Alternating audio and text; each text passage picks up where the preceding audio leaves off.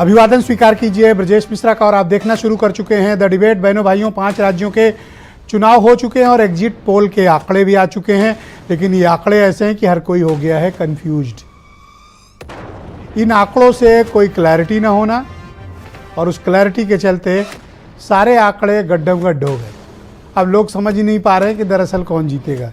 Exit poll के आंकड़े ही ऐसे होते हैं कि आप उसमें उलझ कर रह जाएं। लेकिन इन एग्जिट पोल के आंकड़ों से इतर क्या ओपिनियन है, पत्रकार क्या सोचते हैं, पोल ऑफ द पोल्स क्या है, और इनका अगर एक कॉमन निकाल लिया जाए, औसत निकाल लिया जाए, तो किसकी सरकार बन रही है। आज की चर्चा का मुख्य केंद्र बिंदु यही है।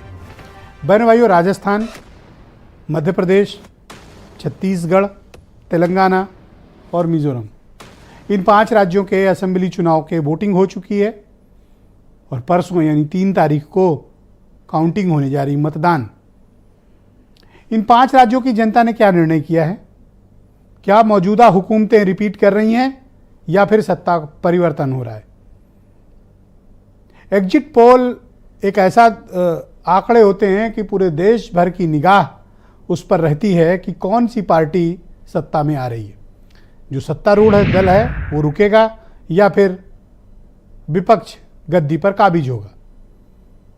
हम पहले बात कर लेते हैं तेलंगाना की। बहनों भाइयों, तेलंगाना एक ऐसा राज्य है जिसके अपने गठन के बाद से पहले टीआरएस यानी तेलंगाना राष्ट्र समिति और अब उसका नाम बदलकर कर दिया गया है भारत राष्ट्र समिति। ये पार्टी तेलंगाना के जन्म से पैदा हुई पार्टी है और के चंद्रशेखर राव तेलंगाना के इतिहास के सबसे बड़े नेता हैं। लेकिन इस बार 2 बार सरकार बनाने के बाद अब जो वो तीसरी बार अपने लिए जनता का विश्वास मत हासिल लेने गए हैं, उन्हें बेहद कठिनाई से गुजरना पड़ रहा है। आंदोलन की कोख से उपजे हुए एक नेता को विश्वास मत हासिल करने के लिए, बहुमत हासिल करने के लिए नाकों चने चबाने पड़ रहे हैं। 7 देश की टॉप सर्वे एजेंसीज ने तेलंगाना पर जो रिपोर्ट दी है, 7 के 7 में से 1 को छोड़कर 6 ने तेलंगाना में कांग्रेस की सरकार पहली बार आने की प्रिडिक्ट किया है। एग्जिट पोल के आंकड़े ये 7 में से 6 एजेंसी के सजेस्ट करते हैं और ये बताते हैं कि तेलंगाना में कांग्रेस की लहर है और कांग्रेस वहां कंफर्टेबल मेजॉरिटी ला सकती है। बहनों भाइयों, तेलंगाना में ऐसा होता है तो साउथ का ही एक ऐसा राज्य है डेक्कन का, जहां से साउथ की एंट्री पॉइंट मानी जाती है। और यहां अगर कांग्रेस मजबूत हुई और कांग्रेस की सत्ता आई तो कर्नाटक के बाद ये दूसरा बड़ा राज्य उनके कब्जे में होगा। और बीआरएस अगर हारती है तो ये एक बड़े सामाजिक बदलाव का भी संकेत है, क्योंकि बीआरएस तो पार्टी ही तेलंगाना की है। अगर वो हारती है, जैसा कि आंकड़े सजेस्ट करते हैं, चौंकाने वाली बात है, राजनीति में परिवर्तन का संकेत है। बहनों भाइयों, दूसरे नंबर पर हम चर्चा करेंगे मिजोरम की। नॉर्थ ईस्ट का एक बेहद खूबसूरत राज्य, छोटा लेकिन खूबसूरत, संगठित, ऑर्गेनाइज्ड, बेहद पढ़ा लिखा और एक पॉलिटिकल सूबा। सबसे कम चर्चा चुनाव के दौरान नॉर्थ ईस्ट के इस राज्य की थी। नाम तो लोग लेते हैं लेकिन यहां की चर्चा नहीं करते। बहनों भाइयों, यहां पर जो एमएनएफ का गठबंधन है जो कांग्रेस के साथ है, वो सत्तारूढ़ गठबंधन पर भारी पड़ रहा है। और जितने भी सर्वे हमारे पास आए हैं, 7 में से 5 सर्वे, वो ये सजेस्ट करते हैं कि वहाँ एमएनएफ की सरकार बन रही है, यानी गठबंधन की। सॉरी, भारतीय जनता पार्टी के लिए ज़्यादा स्कोप नहीं है। 1 या 2 सीटें, या हद से हद कुछ लोगों ने 3 सीटें भी प्रेडिक्ट की हैं भारतीय जनता पार्टी के लिए। कहाँ पे? मिजोरम में। तो मिजोरम नेशनल फ्रंट यानी एमएनएफ और कांग्रेस की ज्वाइंट सरकार वहाँ बन सकती है। 7 में से 5 एजेंसियां ऐसा क्लेम कर रही हैं कांग्रेस के नेतृत्व वाले गठबंधन में, जिसमें एमएनएफ लीडिंग पोजीशन में, कांग्रेस सेकंड पार्टनर है। तीसरे नंबर पर आइए छत्तीसगढ़ चलते हैं। छत्तीसगढ़ कांग्रेस की सरकार, भूपेश बघेल मुख्यमंत्री हैं। 7 में से 5 सर्वे रिपोर्ट, 7 एजेंसियों ने, जो टॉप 7 एजेंसी हैं उनमें से 5 की ये रिपोर्ट कहती है कि छत्तीसगढ़ में भूपेश बघेल की सरकार रिपीट हो रही। क्या ऐसा संभव है? भूपेश बघेल ने ऐसे क्या काम किए हैं कि उनकी सरकार रिपीट हो रही है, ये अपने आप में बहुत चौंकाने वाली बात है।